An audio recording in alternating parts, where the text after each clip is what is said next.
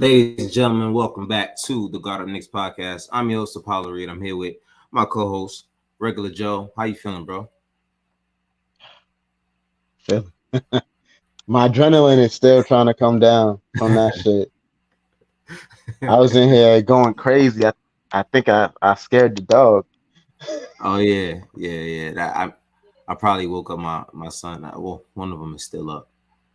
Crazy. But anyway, yeah, I woke one of them up, and the other one was already up. But yeah, it wasn't quiet in this household. But anyway, shout out to everybody. Of course, we're here after another Knicks victory. Eight straight. We beat the Heat 122-120.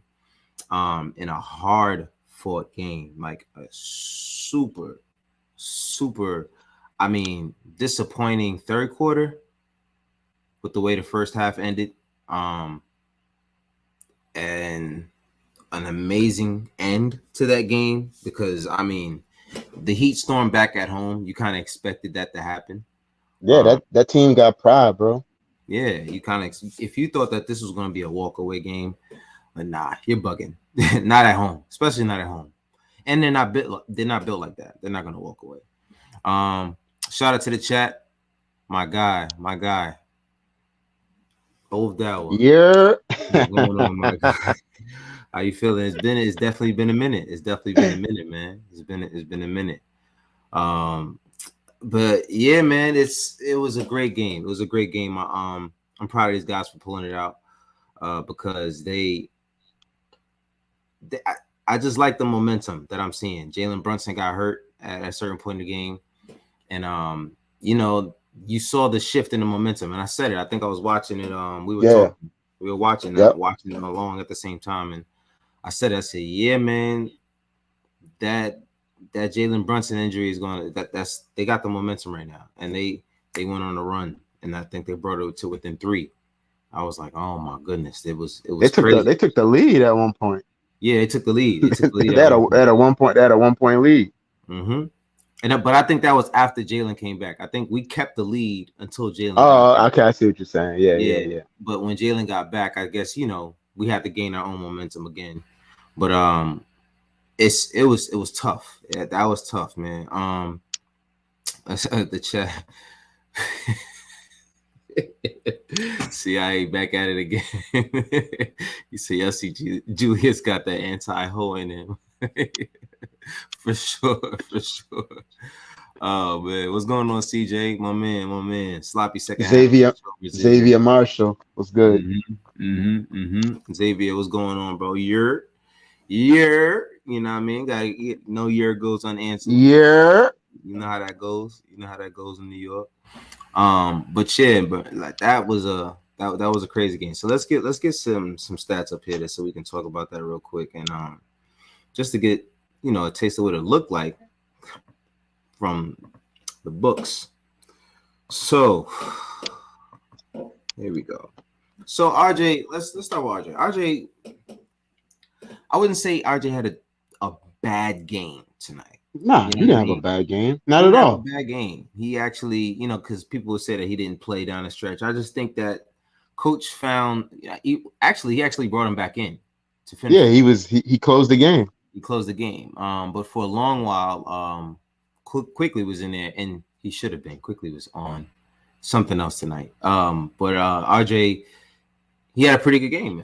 Above 50% game, and that's what you want when it comes to RJ is him finishing efficiently. The first half was really, really good for RJ. He was just getting to wherever he wanted, especially in the first quarter. He was getting whatever he wanted at the basket. And he started the game pretty good, and that was the start of the, that run that we went on. He didn't make a 3-pointer, 0 for 4 from the 3-point line. It was one of those shots we actually talked about as well.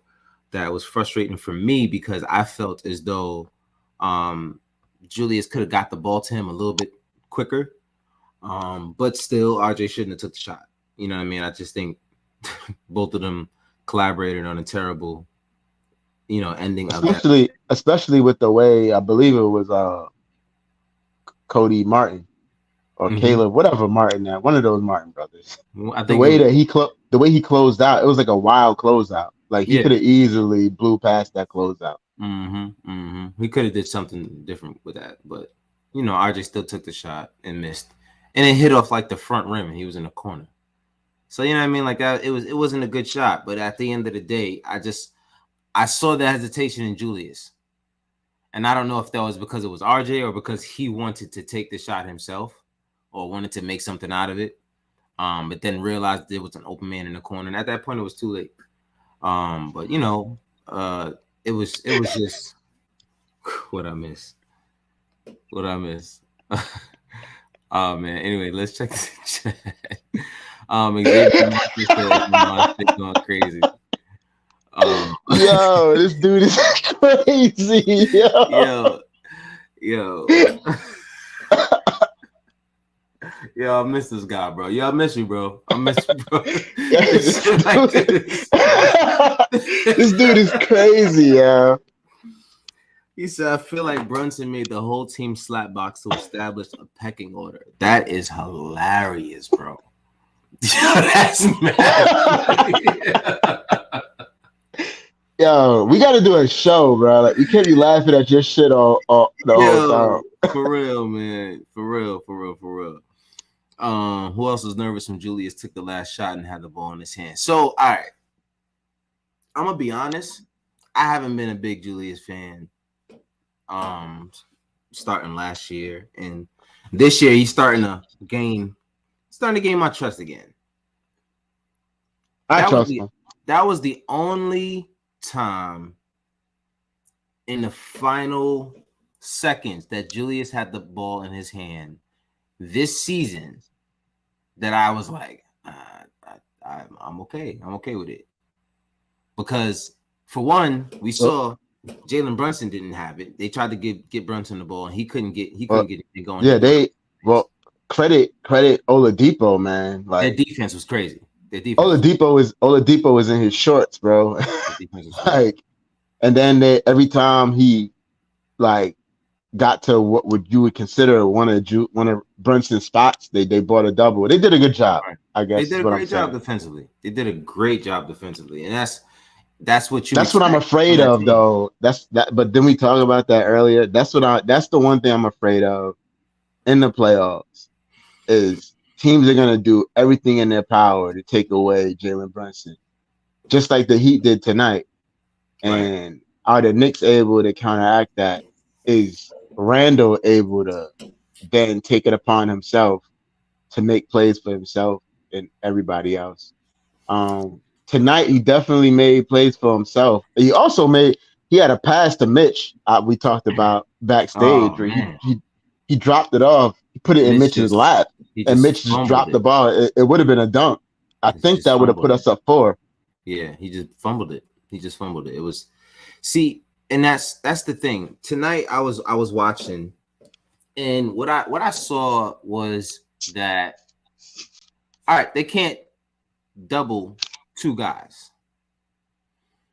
The Heat have a very unique approach to their defensive strategy because they play a really, really great trap game.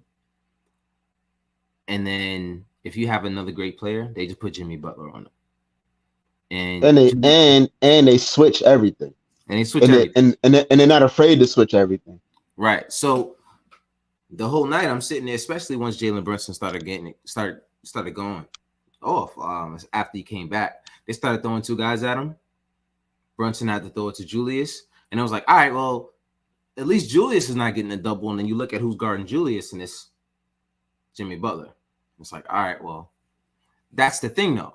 Like you said, you're worried about that. Not every team is going to have that lineup. Not every team is going to be that good defensively. Yeah. Not every team is going to have that lockdown guy.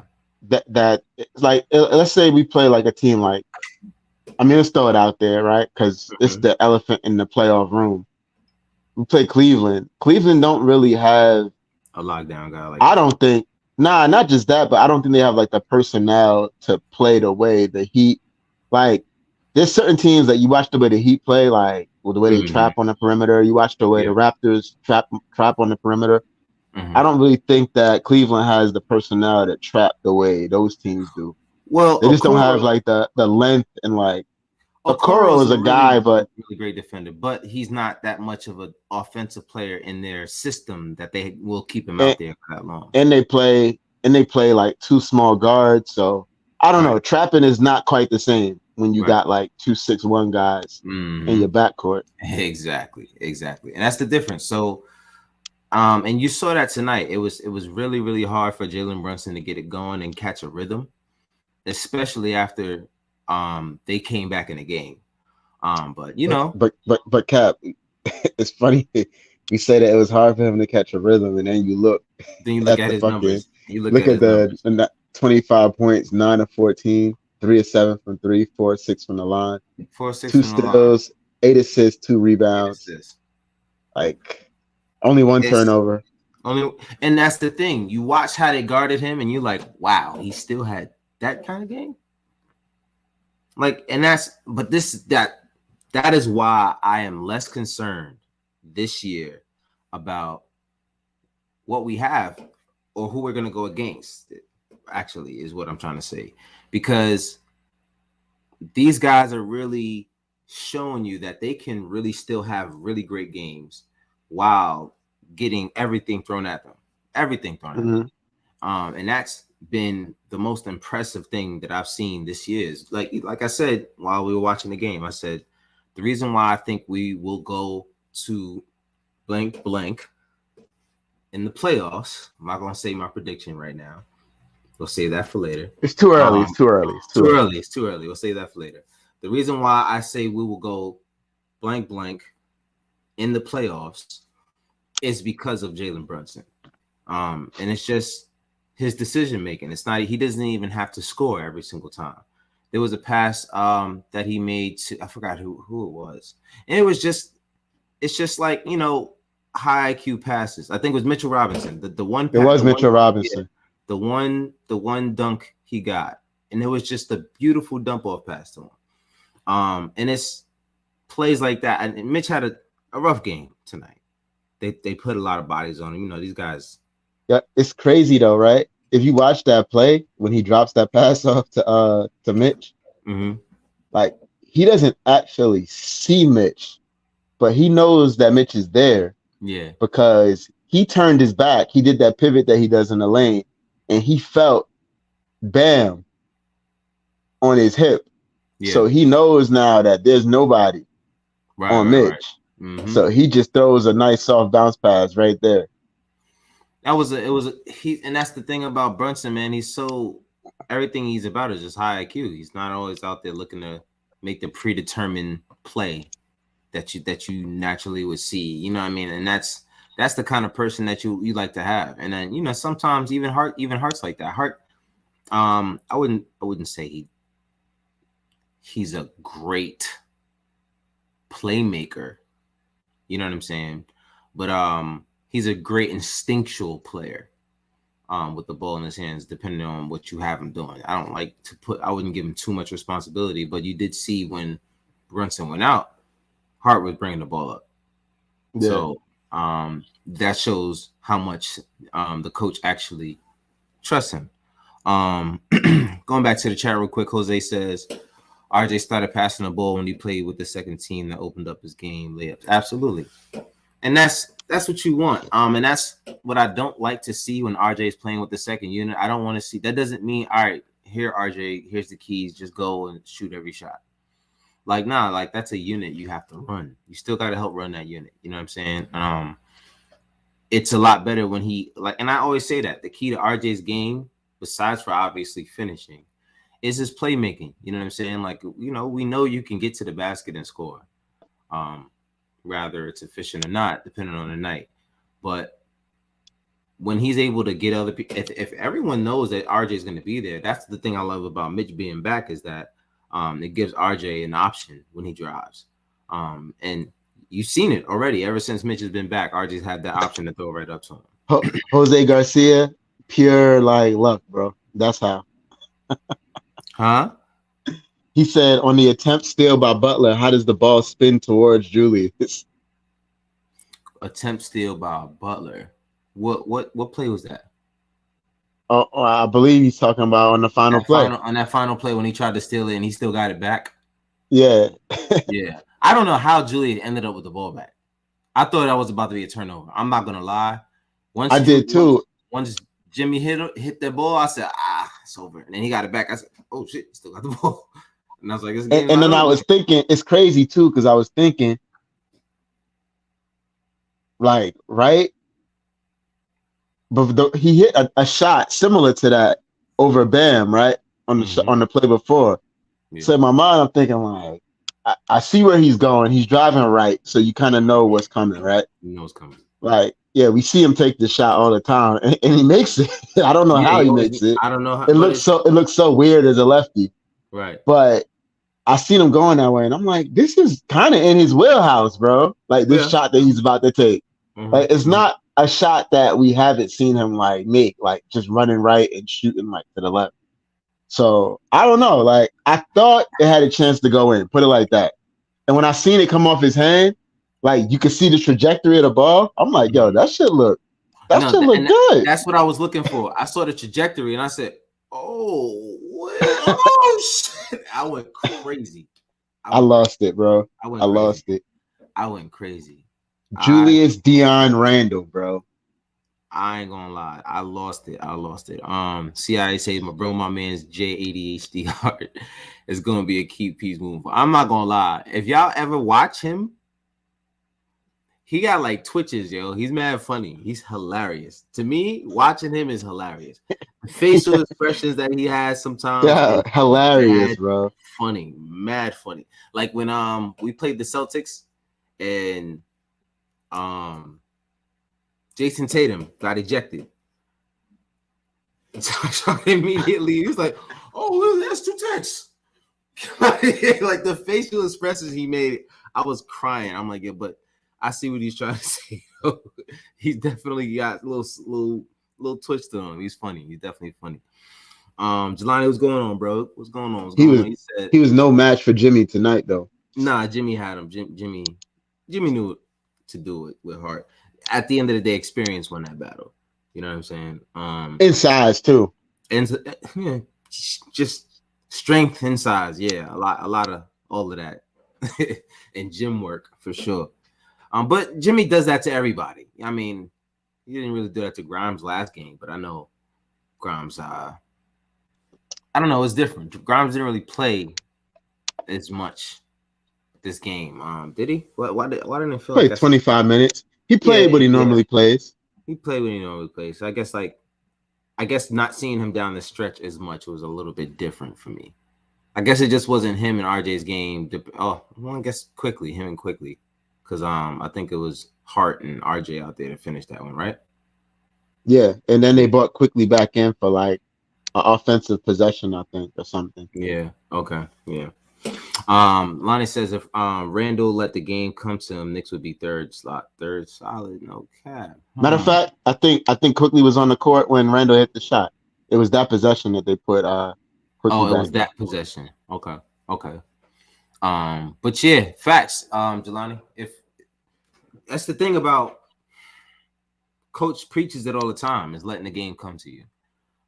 So hopefully he's heeding to that, and that's probably what you're looking for when it comes to the evolution of Julius Randle. I think he's done a pretty good job of that this year. Yeah, a lot better. I mean, every now and then you're gonna listen. None of these guys are gonna be perfect. You're gonna have those moments where you want to fucking kill the guy, but always. I think that he's been much better this year at letting stuff come to him. I can't disagree at all there. I really can't. Yeah, the first crazy shot that he hits over Bam. That was beautiful. And he looks at the crowd. He's like, he said, I'm a bad motherfucker. I'm a bad motherfucker. I loved it. That's the Julius I love. You know what I mean? I love it, man. He said he don't need to care about stats. He's gonna score. No, who cares how much? He does other stuff decently too. The more he lets the game come to him, the more we win. That All-Star weekend got to him. He told not necessarily, bro. He's always been this big-headed on this team because this has been his team since he's been here. If we're really being real, I mean, except Yeah, now. he said he was a bad motherfucker on that shot, and then he showed them like later, like I'm really a bad I'm really in. motherfucker. I'm not going front. That is the only game winner in the regular season So that he hit. yeah, But you know something, bro? You know but something? I'll take He it. finally had his moment, bro. He He finally had needed his it. Knicks moment. He needed it. Like legit, like that's part of the It's reason a why I statement was game. so Statement like game. it really is. That's part of the reason I was so fired up, like because I know that like he had so many times in the past where he's failed in those moments, bro. A lot. But A but lot. in his mind though, but if you let him tell it though, in his mind, the next one is going in. Always. But Always. but that's the type of mentality you gotta have, bro. Mm-hmm. And say whatever you want to Absolutely. say about him. Say whatever you want to say about him. He never shies away from those moments. He That's don't come facts. up big in those moments, but he That's facts. always wants the ball in those moments. Facts. Without a doubt. And that's the He's thing not about afraid. He's not afraid to fail, bro. And that's, I mean, you can't be afraid to fail here in New York. yeah. And he's been here through the worst. So how much how much worse can it get? Like this year, it will never be as bad as it was last year, and I, hopefully, it never I, will be again. You know, what I mean, going I think forward. So he's, I think he's won the city back, bro. for sure, I think at this point, yeah. I mean, he's won me back. I've accepted that there will be, of course, hella frustrating things about this guy. You know And what I'm nobody's saying? perfect, bro. And nobody's perfect. Like Like there are some he had one play early in the game. I want to say it was like the second quarter. I think you said it too. You were mad as hell. You were like, bro, that's Kevin Love. Yeah. Like he completely loses Kevin Love on one play. Like you could tell if you watch him, he had no idea where Kevin Love He had was. no clue where the fuck he was, bro. And it was I was so mad because I'm like, we've been playing Kevin Love forever. And it's the same, he has the same MO, bro. The It same was MO. good. Oh, It is was he good with back? this guy. Yeah, it was good with him. Yeah. Yeah, I'm really feeling like Josh Hart right now. You're like, get him out of here. Get him out of here, yo. Yo. Like, bruh. Yo, CIA says Julius still looked like he been panhandling or boosting on one of the nephew. Let me hold sometimes. yo. Yeah, it's funny because when I read it, I started thinking like I started thinking like, could it be true? Yo, oh my god. Nephew, let me hold some. Yeah, get him out of here, yo. Yo, oh my gosh. Yeah. All right. Anyway, so let's get back. Let's get back to Yo, so hold on. So what's up. What's up? what you want to do next? What you want to do next? Talk to me. Go ahead. Let's get it out the way. Nah, because I do want to get into the game Mm-hmm. a little bit more, but at the same time, like I want All right, to so ask because it is late, and I want to ask the chat before they decide they got to go to work tomorrow, who they it think better will not have to work win. on Saturday. Okay. That it is, yeah, that's true. It is Friday. Who they think will win a playoff series? This team or the 2012-2013 series? 7-game series. Who y'all think will win? Oh, we starting this. Oh. We did talk Got about to, we bro. talked about this earlier, and I all right, so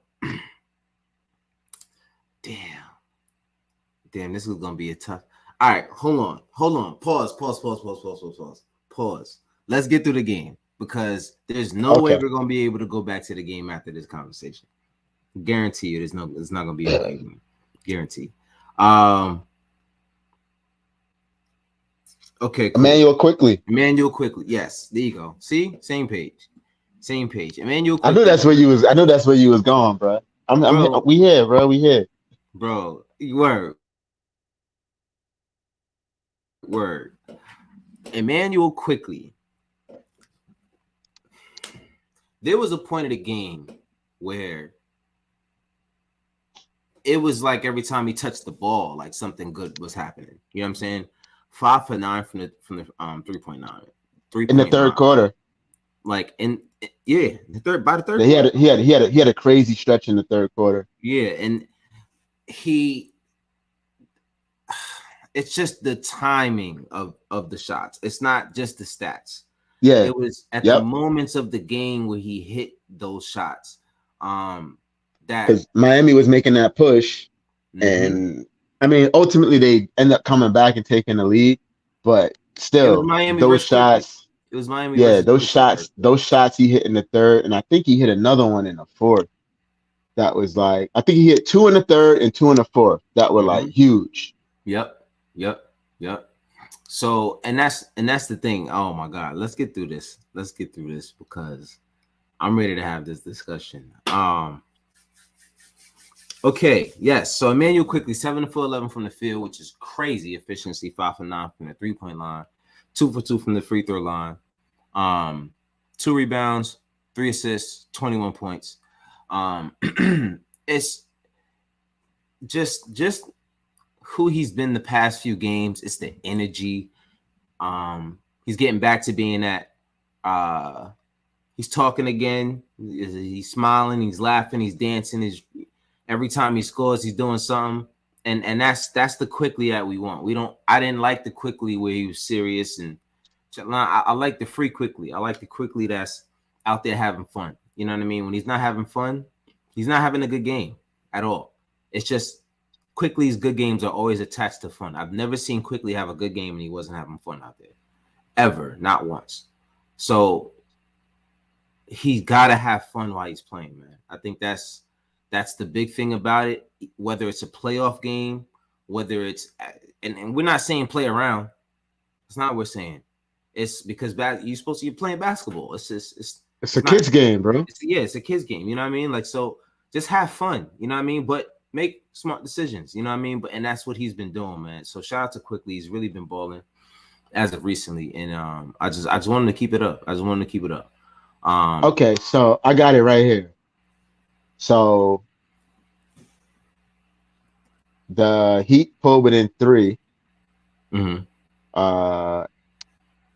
Quickly has a drive to the basket where he drops it off to Hartenstein.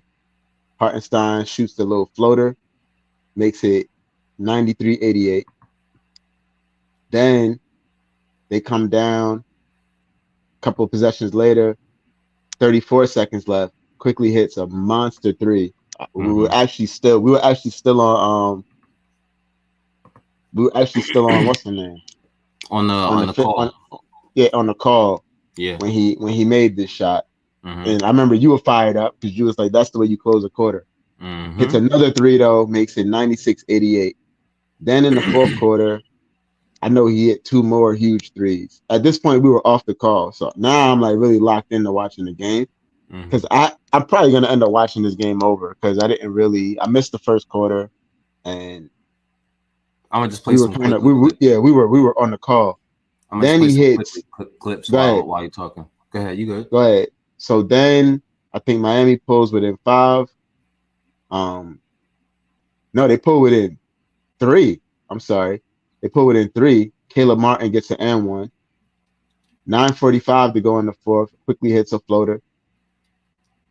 Then at 8:55 in the fourth, Quickly hits a 3. That pushes the lead back to 8. Oladipo comes down, hits a 3. Quickly comes right back, hits a 3 to push it back up to 8 again. Like, those are the plays that, like, just because these guys are desperately the Heat. I don't think people understand. Like, the Heat were desperate to win this game, bro. Yeah. Like, they lost 5 out of their last 6 coming in.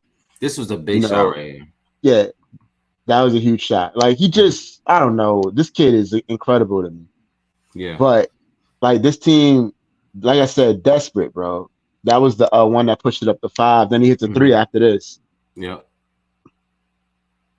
Good steal by Josh Hart, by the way, bro. What a gutsy shot. Gutsy. Yep. Oh my god, a gutsy ass shot, bro. And And then he that's hits what I another love one about after this. him. Big shot. Bang. Walk away. Walk away. It's But time and time again, bro, like we see these momentum kind of changing shots, those shots that take momentum away from the other team that he hits. Like, I don't know. It seems like he does it almost every game where right. like a team is trying to make a little push and he's in there and he just makes a big play or like a big shot. Right. Like, Yeah. he just, I don't know. He's just a good player, bro. I keep saying that shit. He's just a good They probably, player. ti- they probably tired of hearing me say it, but I'm just going to keep saying it because it's true. He's Just a just a good good player, player. yeah. He's a good player. There's nothing else you can really say about him. He's really just been stepping up, and that's exactly what you want. You know what I mean? And the spot that he's at. Um, Jalen Brunson, of course, we got to talk about the man, the myth, the legend. Um, Before we get to Julius Randle, who just had a monster game tonight. But Jalen Brunson, 9 of 14 from the field, 3 of 7 from the 3-point line, 4 of 6 from the free throw line. I know he was frustrated with those misses from the free throw line. He really hates that he misses free throws sometimes. And you like to see that. 2 rebounds, 8 assists, and 2 steals to go along with 25 points. He played it was a play down the stretch where I think Jimmy Butler had went up on a fast break and Brunson tried to jump and contest and ended up landing on his ankle and rolling his ankle, so he had to go back to the locker room. So he was out for about 5 minutes, maybe In just the I guess get it taped up. in the heat was smelling blood in the water, bro. Mm-hmm. Like They they went really crazy. when he went out, that's when you seen that they really pinned their ears back. Like, all right, Mm-hmm. Yep. They went crazy. And he once he came back, of course, like I said, we had to get the momentum back, and eventually he just went right back to work. He went right back to work, getting right he back really into did, bro. he went right back to work. Like it wasn't like it's like nothing happened. It was like nothing happened, bro. He just went right back to work. He had a nice play by he was guarded by Caleb Martin, and he did a little Oh, jab step move in the paint, the fallback fall baby. back baby. Yeah, the fallback baby, all water. You know what I'm saying? Those lefties tonight with that fallback baby, man. I know Clyde was loving it. The fallback baby, he loves it. He loves seeing it.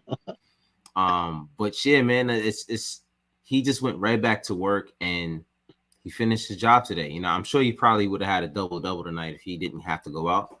But he's just a worker. He's blue collar guy. He's gonna come in and is with his tool bag and do his thing, man. Yep. That's just who he is. That's just who he is.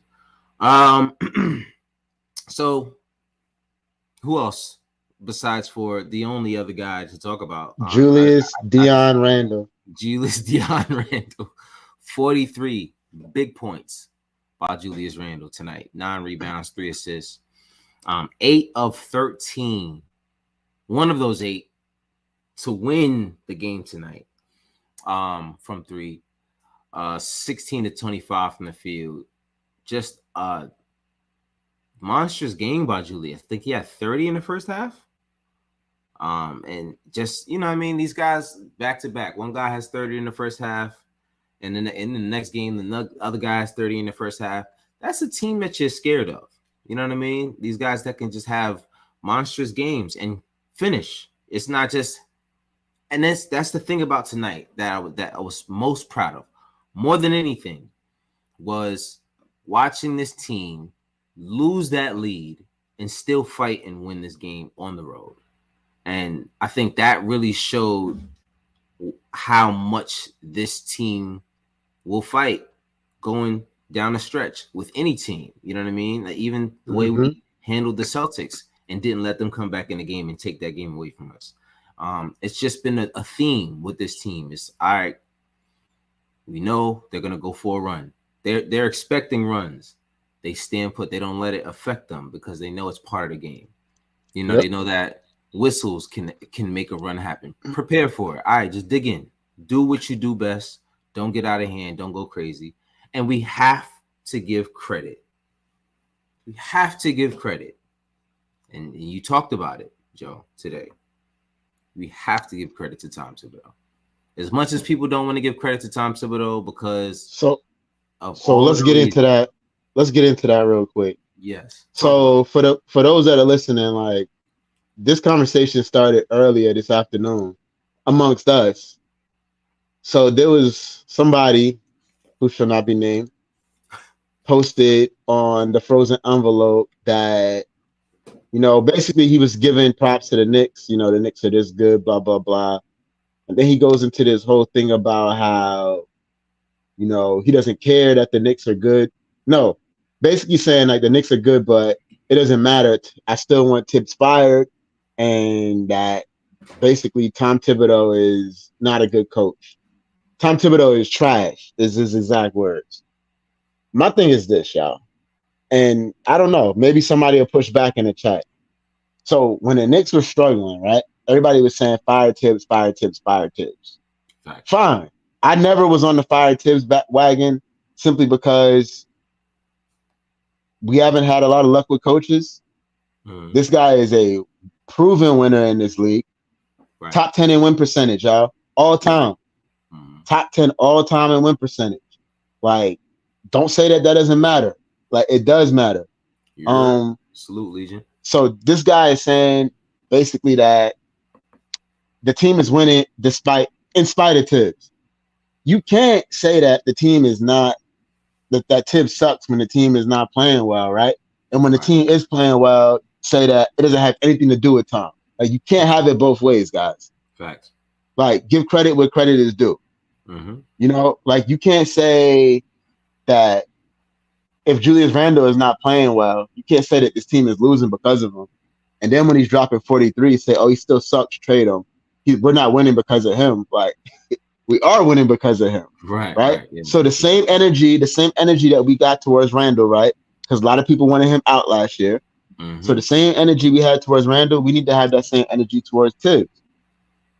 I mean, 2 of the last 3 years, he's got, because this team is going to the playoffs this year. I'm saying it now. I think it's pretty obvious. It's obvious. Right? Yeah, it's obvious. So 2 of the last 3 years, he got this team in the playoffs. His first year, he completely turns this team around.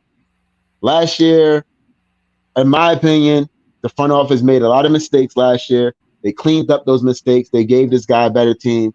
He comes back this year and has a bounce back year. He's going to probably be top 5 in Coach of the Year for the Coach of the Year award. He won the Coach of the Year award last year for his second time. He's a 2-time Coach of the Year award winner. And you guys want him out. You want him out. Make it make sense. Like, what luck have we had, right? Bringing coaches in here that you want to get rid of this guy and bring in another person because we've been so great with bringing in coaches. Nope. It's not. He's been like, the best luck we've terrified. Yo, I'm terrified to bring in another coach, and you guys are dying to bring in another coach. Nah, bro. Because the next guy is going to be so much better. Help me out, guys. Make it make sense, Knicks fans. This is why Richard Jefferson went on live television and called us stupid. He did. He did. He said this is why y'all fans are stupid. He said that. This is why he called us stupid. Because of shit like that, yo. Yep. What are you talking about, yo? What are you saying? How is this team, what is it now, 11 games, over 500, and the coach has nothing to do with that at all? That's what this guy said, yo. The coach has nothing to do with that at all. Like, come on, guys. 8-game winning streak. 8-game win streak, bro. 11 games over 500, making a push for the 4th seed in the East, and he has nothing to do with it. Come on. It doesn't make sense. Make it when sense. When the team was 10 and 13, you wanted him out, right? But now we're 11 games over. That's a 14-game turnaround, and he has nothing to do with it. Like, do better, y'all. That's all I'm saying, man. That's all I got. Back to you, Cap. That's all I got, bro. Listen, I have nothing to add. Like, I literally have nothing to add to that. It's common sense. It should be common sense. But like I was talking about earlier, it's what Richard Jefferson said is absolutely right. A lot of us don't know a lot of us just want to be GMs, man. It's like, yo, this is I'm glad that none of you guys are the GM. I'm glad not one of you. I'm glad I'm not the GM. I would be petrified to make a move with this roster. I would be petrified because you know why? Because people don't understand. Meshing personality, it's not just about someone could come in and make baskets, someone to come in and play defense. It's meshing the right kind of people. That Josh Hart move was the most important move we've made outside of the Jalen Brunson move in the past 3 years, because it just solidified what this team should be. You know what I mean? From starters to the bench, it solidified what this team should be. You don't just go out there making whatever kind of fucking move because you believe this guy can give you 40 off the bench and you're sick of what this guy is doing at the starter position. I'm telling you right now, that's why you. If I just the last point, if we would have gotten rid of, and this is, I'm not gonna sit here and say that I was against trading Julius Randle, because I wasn't against it. There was a lot of shit he did last year that frustrated the hell out of me. So all of us. So I guarantee you, if we would have traded Julius Randle and started Obi Toppin, no disrespect to Obi Toppin, we would not be in the position we are right now. No, we just would not. There's no way, and I don't know how you can prove to me that would have been putting us in a forward. How is that a step forward? Like, I understand these people frustrate you. Of course they're going to frustrate you. They got the ball in their hands the most, so you're going to see more of their flaws than you're going to see anyone else's. That's what's the same. Absolutely. Same thing with Melo. People could not stand watching Melo. Why? Because the ball was in his hands all the time.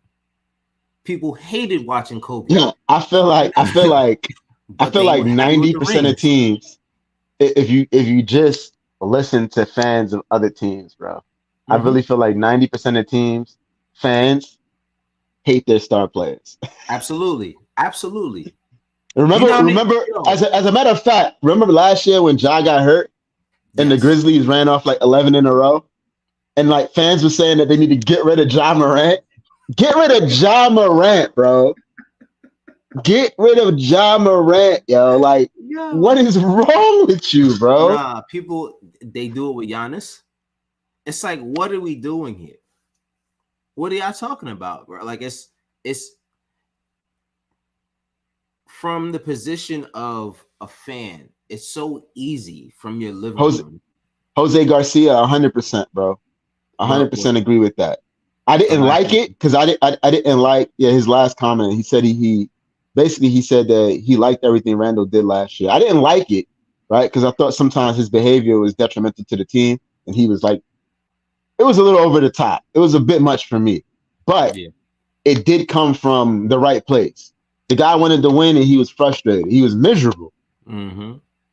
Like, and I think that he might have had some other stuff going on, possibly too.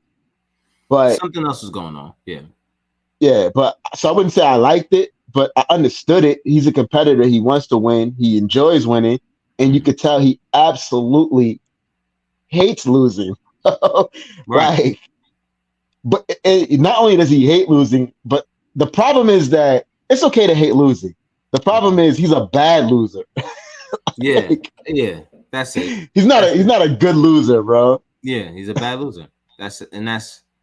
Those are the worst ones to deal with. Like, all right, bro, we're in a team. We're all losing. All of us are losing at the same time. It's not just you on this team losing. So it's trust me, bro. It's you don't like to have a bad loser on your team. It's never gonna be good. Because everything's not gonna go your way, bro. And it's been a few games. It's been probably 2 or 3 games this year where I feel like, I'm trying to remember the last game. It was a game recently. It's probably our last loss. I'm trying to remember who our last loss was too. But Julius got in his own head. It was a loss recently, maybe a few weeks back, where I thought that Julius cost us the game because he started to focus on the wrong things, right? he's talking to the referees. Oh, I You think I remember know, the game. I think I remember I'm that. trying to remember what Was it the game that Washington was, bro. game when we lost to Washington? Maybe it was one game though that we lost in like the last month Mm, where he completely kind of went off the rails, and it's just hmm. like, bro, the game isn't over, man. Like, Right. Yeah.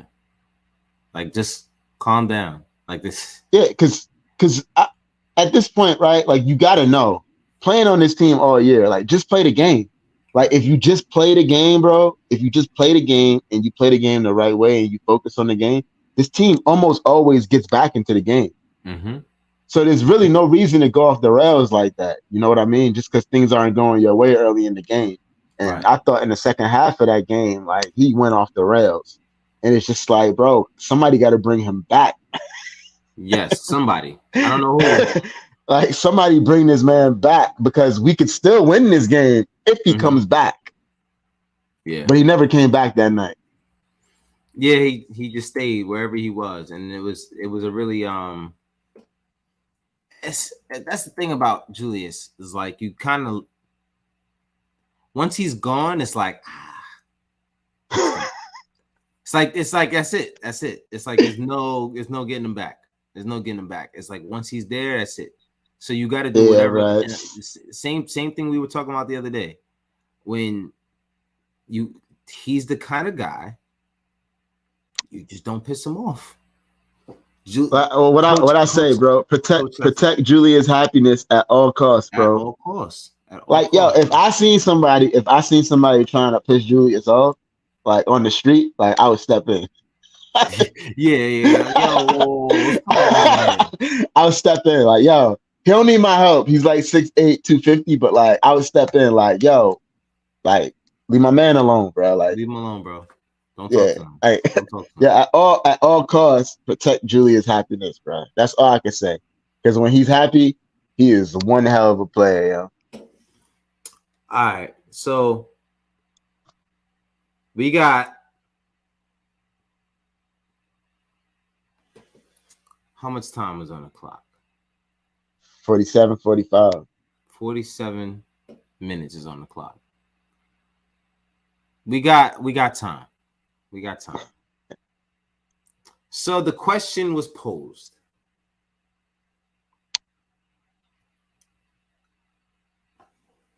Who would win a game? No, who would win a series? A playoff series. It doesn't matter if it's playoffs or not. This is a series. This team or the 2012-2013 Knicks team. Now, I see in the chat. Let's go with it. Let's start with the chat. The chat was pretty unanimous. The chat was pretty unanimous. Jelani said 2012 got it. He said, nah, y'all bugging. 2012 got it. They had to run into prime LeBron and a healthy D Wade. Knicks in 2012 were a good team. Absolutely, bro. And this is what makes this conversation very, very, very good. Amari and Chandler on the same team, 2012. Amari too tough, without a doubt. Yeah, but Amari wasn't really Amari in 2012. So, all right, let's. Okay. In a shocking turn of events, as you guys know, well, as my close friends know, Carmelo Anthony is like probably my second, third favorite player of all time. I mean, do we really count Jordan? I mean, a lot of people don't. I do. So Jordan's number one, of course, and Tracy McGrady, everybody knows, is like my favorite player. And then right after that was Carmelo Anthony. So I say that to say this team is beating that team in the playoff series. Wow. I'm gonna tell you why. There's a lot of mismatches. There's a ton of mismatches. Now, how did we get bounced in that series versus the Pacers?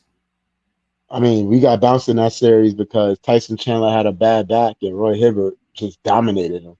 He just dominated him. Right. Now, that's one side of the ball. What did we do on the other side of the ball? Well, what happened in that series was, and in the playoffs in general, was Jason Kidd turned into a pumpkin There you go. There you go. because Mm-hmm. Raymond Felton got hurt that year, Mm-hmm. and Jason Kidd ended up logging some minutes that he probably shouldn't have had to. Mm-hmm. But I think that we're talking just like on a level playing field, though.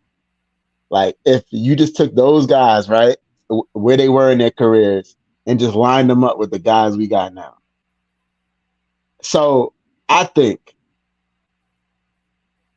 I think Tyson and Mitch kind of cancel each other out. Melo that year played a lot of four. So Him you versus got Randall. Him versus Randall is tough. that's a hell of a matchup, bro. Because well, not this year's Randall, but I would say like 2020 Randall was basically Melo from the left side. He was Yeah, Michael Beasley. absolutely, absolutely. Yeah, I yeah. think When he got this year's Randall is a little different though. The shot profile is different as far as mid range absolutely. shots. Mm-hmm. Mm-hmm. So, but man, I think Melo is a top 75 player of all time. Of all time, and One of the greatest scorers of our era. mm-hmm. But Julius is so good right now, bro. He's so good. He's so good. Who was our wing? Who was our? No, actually, he was our three. No, But yes, no. he was our three, but Amari was our four. hold on, he was our three, but he played like a ton of four that year because Because Amari was hurt. Amari was hurt, and Amari that's wasn't just Amari was washed, bro. Let's he was just keep it a yeah, he buck. was hurt and washed. He was hurt and washed at the same time. Because I mean, and that was my problem back then. I hated the fact that Carmelo Anthony had his best season as a four. MVP votes, scoring champion that year. You saw where we went and how we did. Who do we beat in the first round? We beat the Celtics. They were a little old.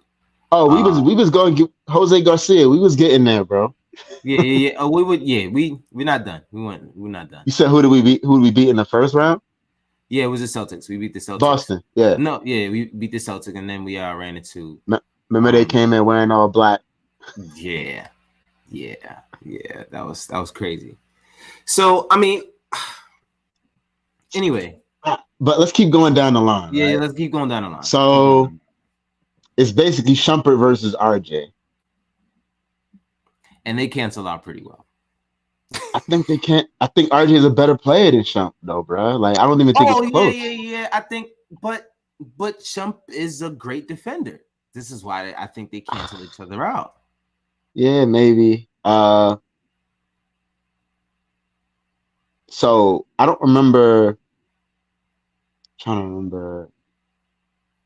So Felton was the point guard. I think Jalen just abuses Felton because that version of Felton, right, was not. If you remember Felton, the first go around with the Knicks, right, before the Melo trade, yes, that version of Felton was really good. He was a hell of a defender.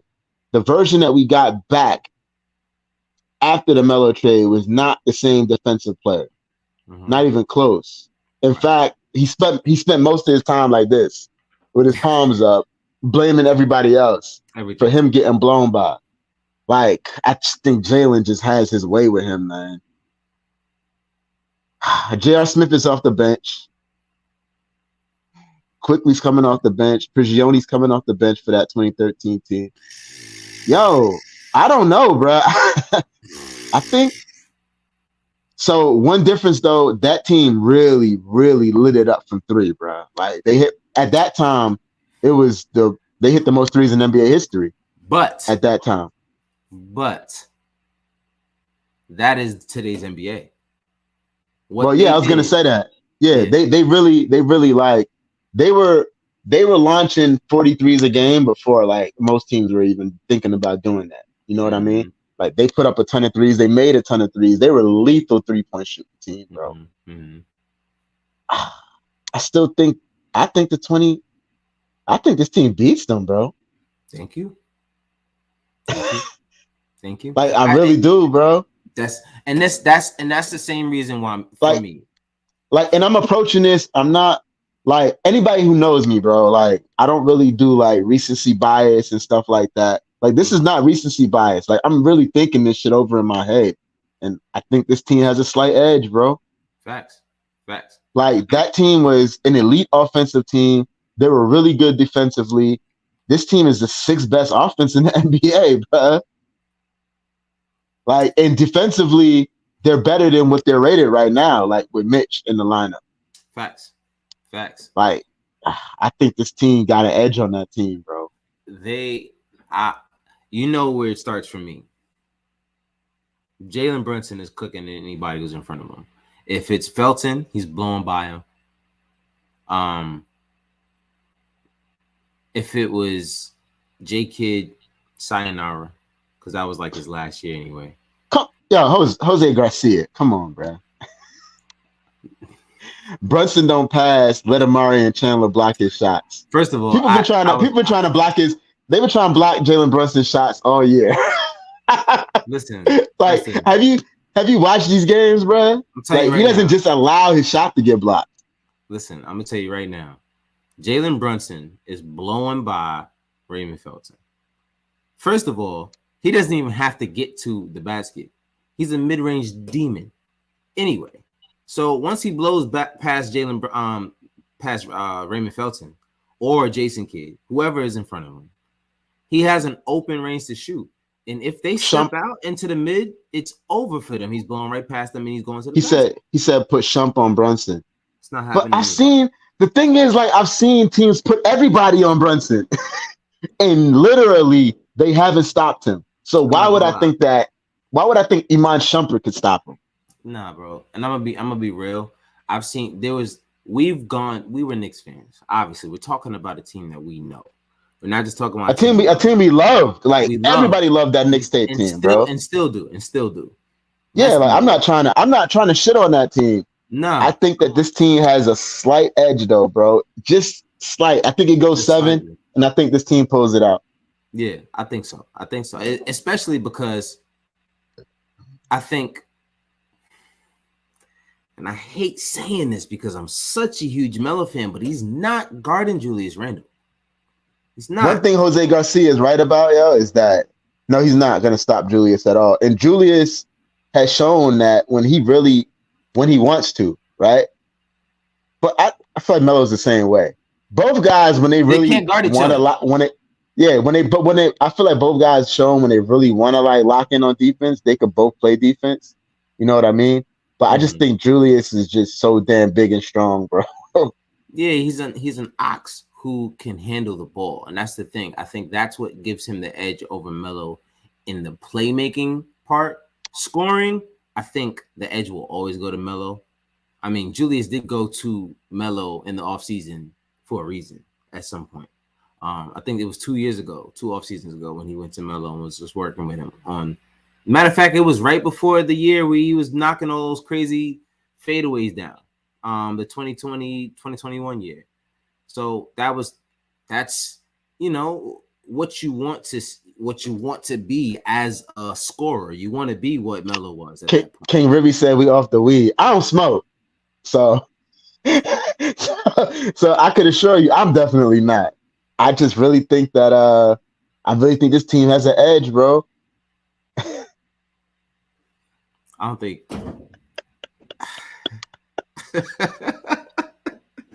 As Stephen A says, stay off the weed. Nah, bro. I'm sorry. First of all, shout out to the chat. Nice said IQ is looking so polished.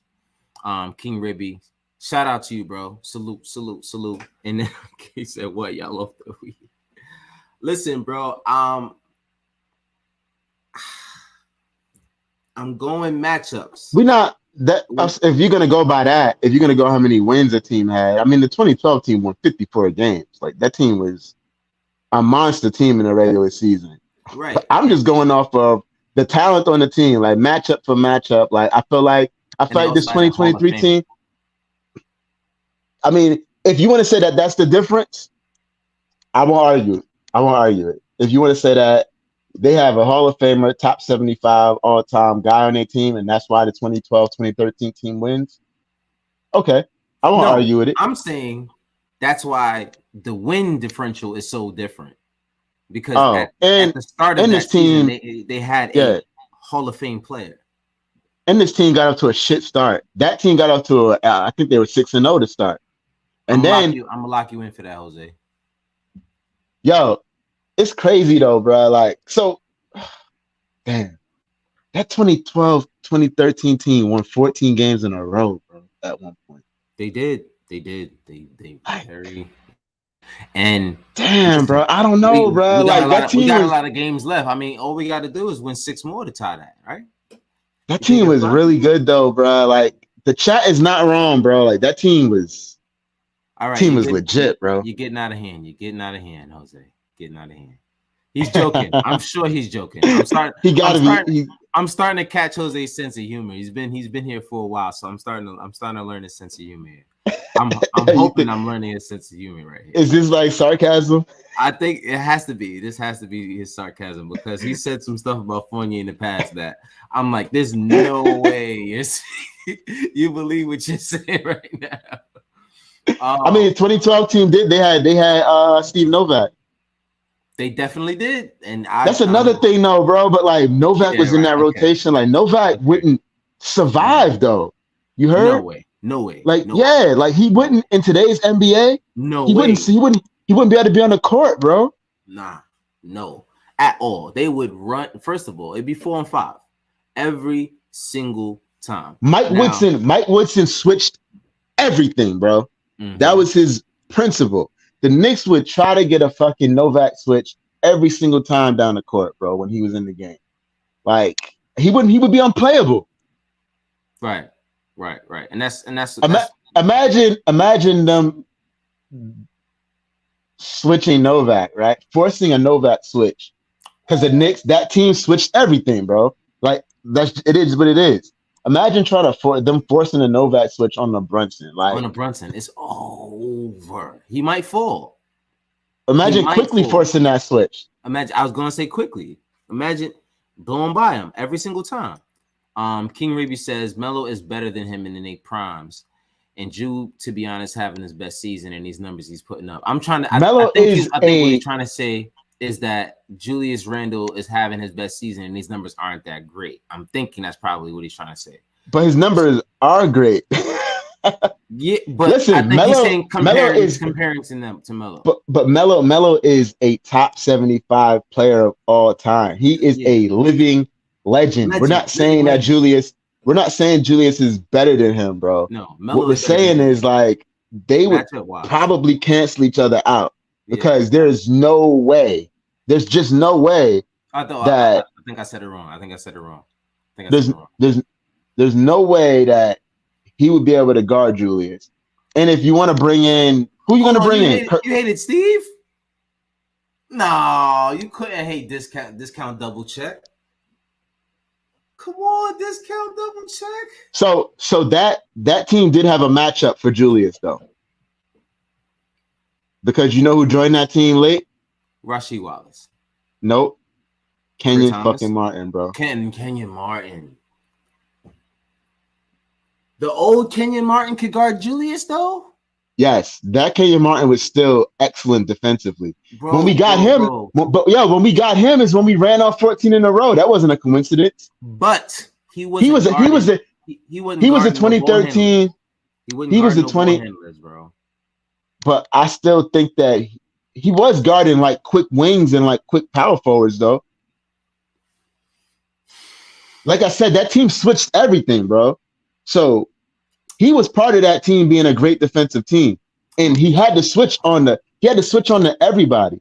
Part of the reason he was such a great addition to that team is because he could switch on to anybody. Young Kenyon, I have no doubt at all.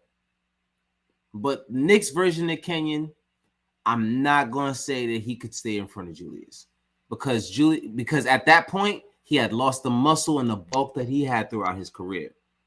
You know what I'm saying? And that's what Julius is right now. All he is muscle. So I'm not sure if Kenyon Martin could stay in front of Julius Randle at that point. Yeah, I think you forgot that version of Kenyon though. Like I think if you go he back was an and watch, ox. He was an ox though. He was yo, I he think if was you an go back ox. and watch, I think if you go back and watch that team and watch Kenyon still be able to move the way he was able to move, you would change your mind a little bit. I think that Kenyon could have gave Julius some difficult times. I still think Julius would have got his points because he's really good. But I feel like it would No. like if you I'm just saying that version of Kenyon Martin, I'm not sure if he could stay in front of Julius. That's it. If we're talking about prime I've Kenyon, bro, I have no doubts that that version of Kenyon could have stayed in front of Julius. That yo, go back and watch that version of him, bro. Like that version of him was still great, yo, yeah, defensively. I'm with it. I'm with it. I'm with it. Like I'm with it. they won, yo, they got him and they won 14 straight. And it was because he was able to He switch was on locking to up all stars he was because able to Julius is switch an on all to star. anybody though, bro. Because Julius is Like, an all star. And yo, are listen, you and hearing me I'm though? only playing devil's advocate. You know me. You know me. You know me. I'm only playing devil's advocate. I'm not the biggest Julius fan, but I love him. But I'm just playing devil's advocate right now. Are we Yo, sure that 2012 Kenyon Martin would I'm sure. lock up I don't know if he would have locked him up, Okay. but Okay. you see some of those really bad Julius possessions. I think he could have forced a few of those. For sure. He could have had him stumbling and bumbling, as Cloud would say. Especially if he tries to throw him in the post. And that's the thing. As soon as Julius tries to throw Kenyon in the post, that's where the disadvantage is. Because Robert Garcia. Listen, I watch too much fucking. I watch too much Macri. Jose Garcia. You're right. That team was old, but that team was still good, bro. Like I don't care how old they were. That team was really good, bro. That team was really, really, really good. I'm not gonna lie. J.R. Smith was like the best version of himself. J.R. Smith. The same way Quickly is the best version of himself right now. That's what I'm saying. Like I feel like those teams are really evenly matched, it's a bro. 7-game series, and it depends on the night. It depends. Game 7. It depends on the night. It depends on how the wind blows in that stadium. Let me ask you this though. Game 7, right? Game 7, right? You got, depending on who you think is the best player on this team, right? Some will say Brunson. So you got, that's fucking hilarious. That's hilarious, Jose Garcia. Oh my God, that's crazy. But Jalen Brunson, right?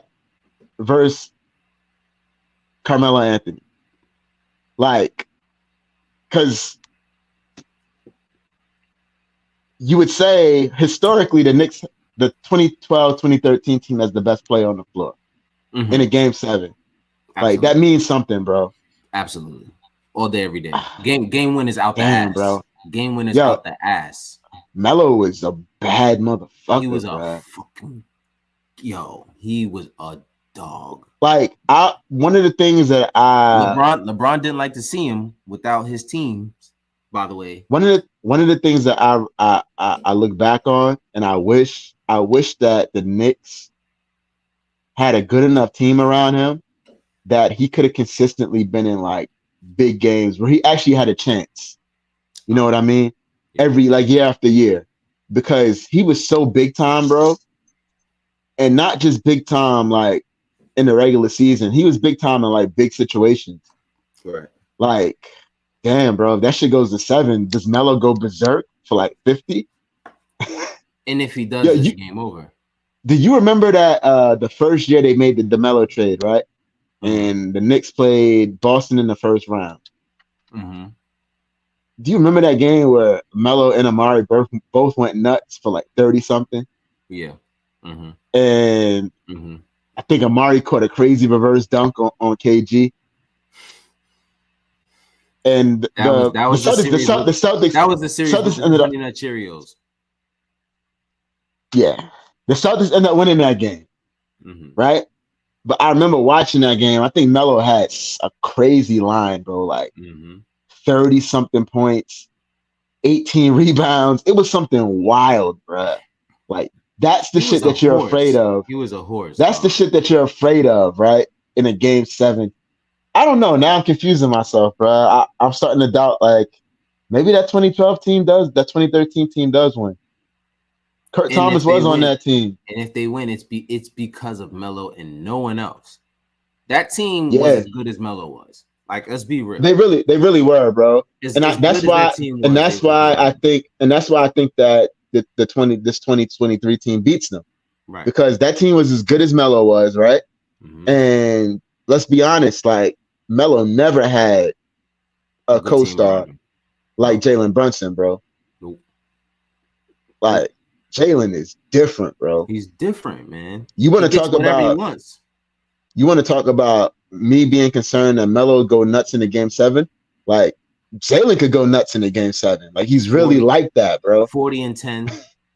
Like, yo, he's really like that, He's like bro. that. He's really like that. And No, that's I the changed thing my about mind. I stand by it, bro. I stand on it. I'm like Denzel Washington. I guarantee it. I stand by it. I guarantee it. The 2023 team beats the 2013 team, bro. Thank you. Because Melo never had a co-star like Julius has. And I think that those two guys, that tandem is good enough. And RJ and Quickly being 3A and 3B, I just think that team is better than that 2012-2013 team. I And let's rest be my honest. case. And let's be honest. Who would you rather be the role player on your very important championship run? Off the bench. J.R. Smith or Emmanuel Quickly? No, J.R. Smith or Josh Hart. Oh. I want No, see, I wouldn't even put J.R. Smith versus Emmanuel Quickly. I trust Quickly more. Yeah, because I feel like J.R. Smith would do some dumb shit like throw an elbow at Jason Terry and get himself kicked out of the game. Yeah, some stupid shit, JR. I don't trust JR, bro. talk about being off the weed, bro. Like I feel like JR coming to a game 7 off the weed, bro. JR, first of all, JR playing in this era where they're not drug testing would be insane. They're not drug testing for weed. Would be insane. I don't think he would be able to. Honestly, I think he probably would be even more deadly. Because whenever we knew J.R. Smith was off the weed, that's when he was bugging that game. Every single time you see his eyes, and he be like, "Oh yeah, JR he gonna have one of them games." You can see it in his eyes. His eyes low. Yep, he about to ball out. You can see it. Yeah, but he probably wouldn't know the time of possession or the clock situation. That's usually what happens. With JR, as we've seen in finals appearances. He's done that. Yeah, I'm taking 2023, bro. How about you, bro? 2023. Final answer, yo. Final answer. That's I'm stamping it. I said it earlier. I'm saying it again. 2023 team, and it's not because of Melo. It's not because of Melo. It's because of the team surrounding Melo. I just don't think that team can compete with this team. These guys they get it, man. They really understand what it means to play a role, and to have a young team that has that is rare. It's really, really rare, bro. And I think that's what made that team so special is because they had the experience and they did it, but they didn't have. I was just about to say. So devil's advocate, bro. That team had a lot of experience, a lot of playoff experience, whereas this team don't have that much, yo. Not as much. They don't really have a lot. Like, I mean, Jalen been in some playoff games. Julius had the one series, basically. That was it. Mm-hmm. Like, we got Rose still. We still got Rose on the bench. I mean, but he don't play. Rotation. It's not in the rotation. Like, if you look at the top 9 guys, like there's very little experience, bro. But I still think that I just think Jalen and Julius are just. Hart hasn't been to the playoffs yet. Wow, he probably has, but like maybe he has. No, because he was on the Lakers. They didn't go to the playoffs when he was on the Lakers. They didn't. Pelicans. He definitely didn't go to the playoffs on the Pelicans. Wait, yes, he did. He might have. Yeah, he did. I Yes, he think he did. did. That Yep. that year they had Boogie and No, he wasn't there. He wasn't there then. Oh yeah, no, he was there because they still had Anthony No, Davis. he got traded for Oh Anthony no, Davis. he was. Yeah, that's right. He got traded for Anthony Davis. Yeah. Yeah, So you're probably right, bro. They might not have made the playoffs when he was there. No. He was there last year. They made the. Was he? He got traded to Portland last year. Was it last year? Oh, so it was the year before. He Whenever got he traded was to on the Pelicans, he was only on the Pelicans for half a year. Yeah, he got traded to Portland last year. But that's what I'm saying. So he wasn't there when they got. He wasn't there when they got bounced. Is what I'm saying. He was in. But AD's been there since 2020, so that had to be when Hart went there. Yeah, because AD won in 2020. That's when he won the championship. The bubble shit. Yeah, 2019, 2020 is when they won. So Hart has been on the Pelicans since then till last season. So they did unless did they? Yeah, they didn't make the playoffs that year in the bubble, before. bro. Yeah, no. I'm talking about the year before last. Did the Pelicans make the playoffs? Because I know they made the playoffs last year. I don't think they made the playoffs the year before that. Year before last. Nah, I don't think they did. Because Zion was out, and I don't think Zion was out. Yeah. So Hart has no playoff experience either. Jose's still sticking with it. He's sticking with his 2012 pick. Okay, I respect it. Listen, I'm not mad at either decision. I'm not mad either, bro. Like I could understand why anybody would pick either team. The reason why I picked the 2023 team is because they got two guys, two legit bona fide guys, bro. Yep. So listen, when did I ask? I said that was at 47 minutes, and we're at an hour and 17 minutes. That was literally 30 minutes that discussion took us, which is why I wanted to get the game out of the way because I said by the time we finish this, we're not gonna remember what happened tonight because I definitely already don't remember. Shout out to Julius for the game winner. The team loved it. We love to see that, especially talking to the crowd after. Did you see that? About it. Yeah. And did you see that though? Did you see he was doing his interview on the court and Brunson came and just gave him a long ass hug. And then when he's walking off, because I guess his adrenaline was still crazy, he hit Kyden in the chest hard as hell. Bro. He did. I missed that. Like he went to I guess his goal was tap Kyden, but he hit him like he was a grown ass man. I'm like, this kid's 5, bro. Damn, that stopped his heart. God. Kyden is tough though, bro. Kyden ate it. Yeah, I mean, he's his father's child. Shout out to Kyden, bro. The Prince of New York. He is damn sure the Prince of New York. Anyway, anytime he's on that screen, bro, it's like, yo, I love this kid. You can't. There's no way you can't. Kyden is the most popular Randall in New York, right? And it's not even remotely close. And it's crazy how that works too, right? It's just so even after tonight, bro. Even after tonight, Kyden is still the most popular. You think so? In New York. I don't know. Winning on the road in Miami, I think with our history with Miami, man, I think this game did a lot for Julius. I think this game he still didn't close the gap on his son. he's still not even close. Yeah, Kyden's been loved since Julius got here. Yeah, Julius has not always been loved, bro. Julius still got work to do to catch Kyden. Listen, Kyden's little brother got some work to do, bro. For real, bro. I feel bad for the little guy. I don't know if he can live up to the spotlight, man.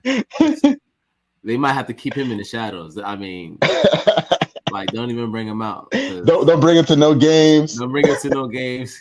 Keep him with the little shawl on and all of that. Don't even bring him out, bro, because it's not gonna be a fair game. So back to it. Sunday. Kyden was able to come to the game tonight because it was a Friday night game. Right. Yeah, and as we saw at the end of the other game, Julius was like, he's got to get to school, yo. Can we wrap this up? Yeah, Julius said that, and Julius also said that, because Kyden used to come to like a lot of the games, and he said that Kyden can't come to as many games now because he got school. But it's a Friday night, so they flew the little guy out to South Beach, and he got to see his dad. He got to see his dad seal the deal. That's dope, man. That's dope. That's the life. And send all of those flip flop wearing with no socks. Listen, flip flop wearing, fucking wearing bikinis and shit into the arena as yeah. Send those guys home. They all showed up in the third quarter anyway. They don't get there on time. They don't really care. They was all drunk. So Sunday, we got the Boston Celtics once again. And if you think the Boston Celtics don't want payback, you got yes, they do. Coming. They want their payback, man. They want their payback. I'm not looking forward to how rough that game is going to be. I think it's going to be a very, very hard fought game if we win that game. I got confidence in our guys. I like if we win that game. If we win that game, we will have earned it, bro. And I mean, even tonight, like I said earlier, like that team was desperate, bro. Yo, like, mark my words. Mark my words, bro. If we beat Boston on Sunday, you will start to hear conversations about how far the Knicks could actually go on national television. They're gonna start. I'm afraid of that game, though, bro, because the Knicks be shitting the bed on national TV, yo. Like Randall always has a horrible game on national television. Mm-hmm. Like RJ is always brutally bad on national television. Can this game just get played on MSG, bro? Nah, bro. Listen, we got. It's been. I don't think Hart has played on national television since he's been a Knick.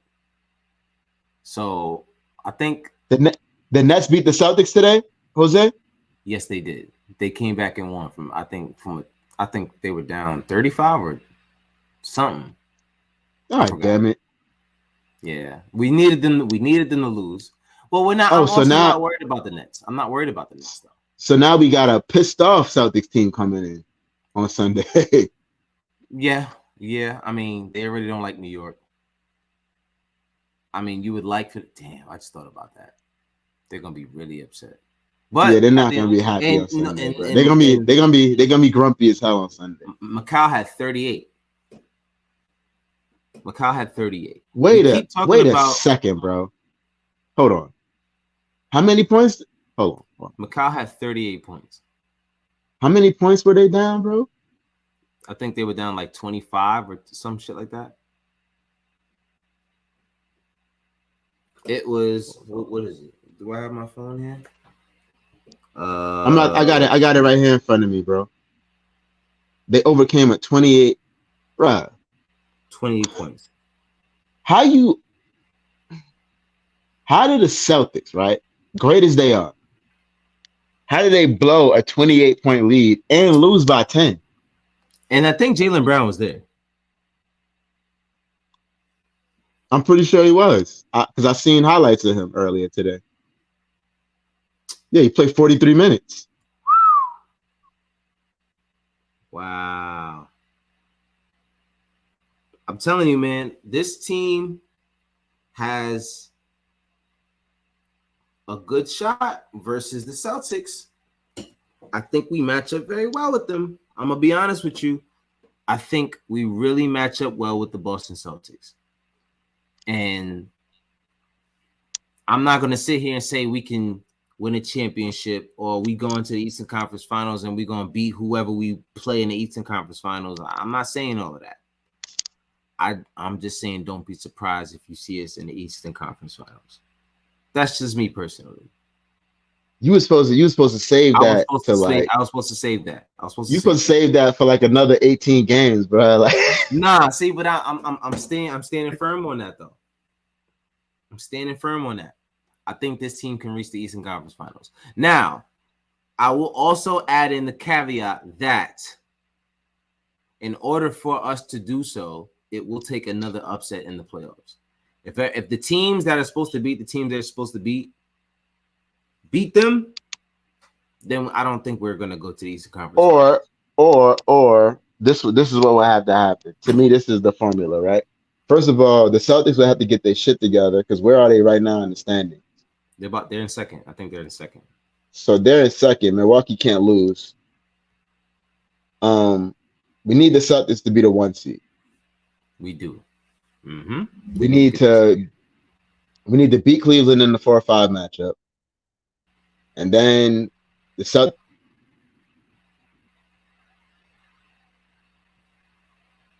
The matchup that Knicks fans should want in the second round.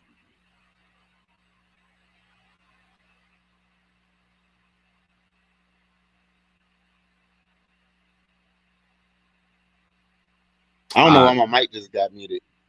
Okay, I was like, "Yo, what happened?"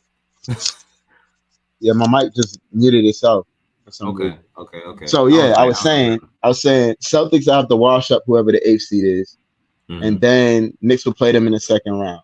Mm-hmm. I think we could give them I think the Knicks have a really good puncher's chance against the Celtics in the second round. I don't want to see Philly or Milwaukee in the second round, bro. If you're going to try to sell me that we could beat Philly, right? Philly has shown a propensity to fall apart in the playoffs. James Harden, after the first round, has shown a propensity to just fall off a cliff. I don't know if there's any good strip clubs in Philly. I heard he wants to go back to Houston already. But if I'm somebody, I don't know if there's somebody on the Knicks that's close with James Harden. Maybe they could just be like, "Yo, James, wanna go out, bro? Hit the club, like." Because second round James Harden is not very good. So maybe we got a chance against Philly. I want no parts of Milwaukee in the second round. Yo, okay, so I'm looking at this real quick, right? And just take a look with me. Are we forgetting that the Toronto Raptors and the Atlanta Hawks are in the play-in, and they can end up in the 8th or 7th seed and end up playing a team like Boston or Philly and knocking them out of here? They won't knock out Boston and Philly, though. You don't think that the Raptors... Absolutely not. Absolutely not. You don't think the Raptors have a chance at all in the playoffs? Not even a chance. Okay. Not even a chance, bro. I feel like I think we need to stop looking so much about how they match up against us. Like their record is that too. The record is who they said it was. Who? What is it? Is it Herm Edwards? Say your record is who you. What's the saying? You are what your record says you are. Yeah, you are. Yeah, I mean they are on the 7. In the last 10, they're 7-3, which is I think the third or tied for the third best in the East right now. So they're on their way to figuring whatever they have out. I don't think they're a problem. I just would consider them a sleeper team who has a lot of playoff experience. And if one injury comes up in whatever series that they're in, that's not a team you would want to slip up against. Hawks, different thing. Raptors, you don't want to slip up against a defensive team because no matter how well they're playing offensively or how injured they are, the defensive scheme is who they are. That's in their fabric. So I don't want to sleep on the Raptors for sneaking up on a different squad in the playoffs, or at least making it tough for them. So by the time we get them, they'll run and beat down because maybe they're a little beat down. They're a little beat down because that team will beat on you, bro. If whoever they play in the play-in, good luck. Whoever the Raptors have to play in the play-in, good luck. By the way, the Knicks made up another half game tonight on the Cleveland Cavaliers for the 4th seed. Back. Mm-hmm. So yep. That 4th seed is could we actually host a playoff series, bro? Like I would like another chance. Didn't we host it last time? We Yeah, did. we did. We did. Yeah, it was the home opener in the Garden. Yeah, exactly, Jose. They can't score enough to beat Boston, bro. That's the thing Yeah. with Toronto. Yeah. Yeah. Mm-hmm. Mm-hmm. I mean, it gets tricky, man. And that's what you love about playoff basketball is that you don't ever know what's gonna happen. You never know what's gonna happen. You never know the team that's gonna show up any given night. When these teams have to play someone night after night after night, it's way easier to game plan and practice for a specific structure, a specific team. It's a lot different when you're playing throughout a season and you don't get to really practice between every game. You know what I mean? These guys And a lot of and times they don't. also like too, like your schedule, you might be coming off, you might be at the end of like 4 games in 5 nights, Mm-hmm. or you might be at like, which the Knicks was tonight the end of 4 games in 5 nights. Something like I think that. tonight was the end of 4 games in 5 nights for the Knicks. Even more crazier that they went into Miami against a desperate team. This Knicks team is good, bro. They're really good, man. They're really good. Like, There's no other way to say it. here's the thing though, bro. Because now I'm getting greedy, right? I told myself I would take a split. Like, if you lost tonight, like go beat Boston.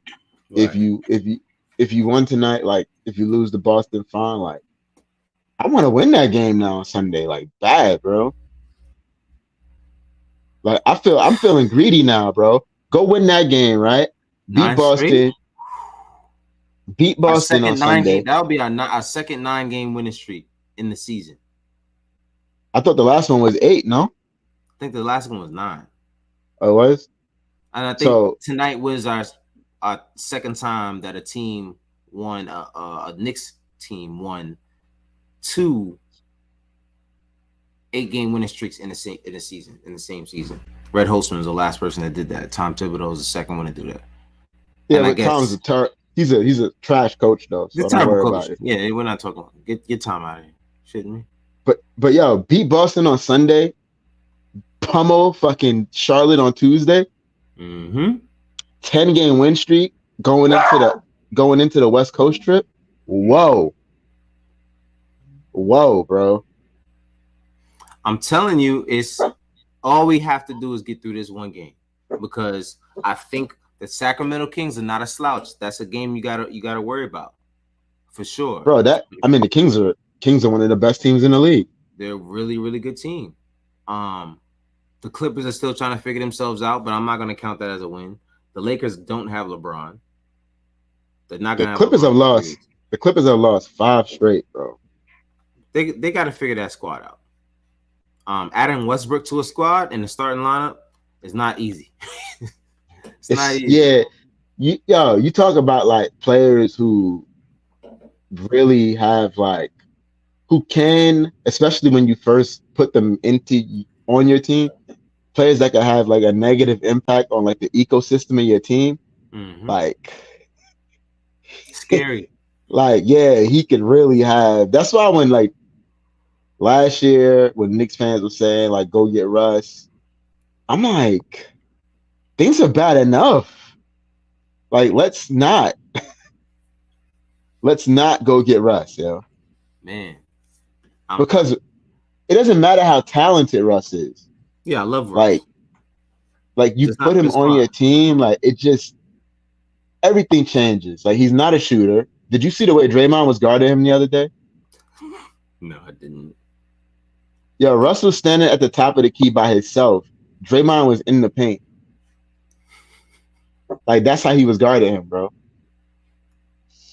And Draymond was probably yelling, "I dare you to shoot it" the entire time. Yeah, he was giving him. You know what he was giving him? He was barking at him like your dog was. Yeah, exactly. He was giving him that Rajon Rondo like defense, bro. You know how teams usually just play off of Rajon. Yeah, act like Like a they small really, foul. yeah, he wasn't guarding him at all, bro. Mm. Like, so you introduce a guy like that who really struggles to shoot. Yeah, I'm good, bro. I'm good off Russ. Hey, more power to the Clippers. God bless them. I don't understand how you don't get a shooting coach at this point in your career, just to fix the form a little bit. Because I honestly, I think his problem is in the legs. Me personally, I think his That problem and is like I also think that like everything is just he's just so sped up, man. Yeah, like Jose Garcia. Wow, bro. Thank you. yeah. You said Westbrook is too fast for his own good. Like everything to me is just way too sped up, bro. Like he needs to slow down, man.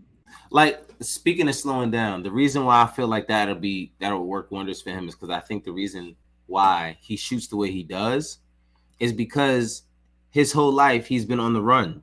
Every single time he's on the court, he's running. Everything he does is with 99% speed attached to Yo, it. Russell So he Westbrook had to played stop and pull basketball. up. Russell Westbrook played basketball like I would picture the Roadrunner playing basketball. Maybe like just out of here, bro. Just out of it. But that's what I'm saying. You play so fast, you got to stop on a dime and pull up. And I think that's why his shot is like that.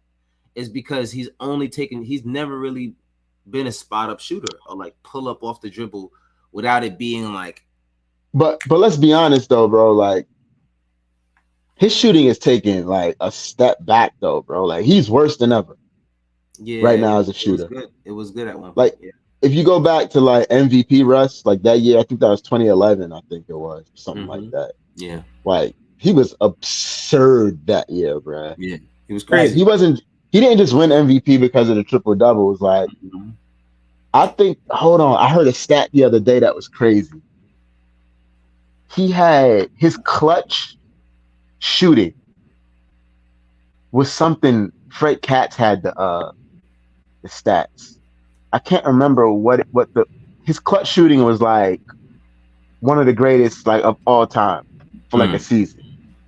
So it wasn't just the triple doubles. Like he was making huge shots, huge plays. Like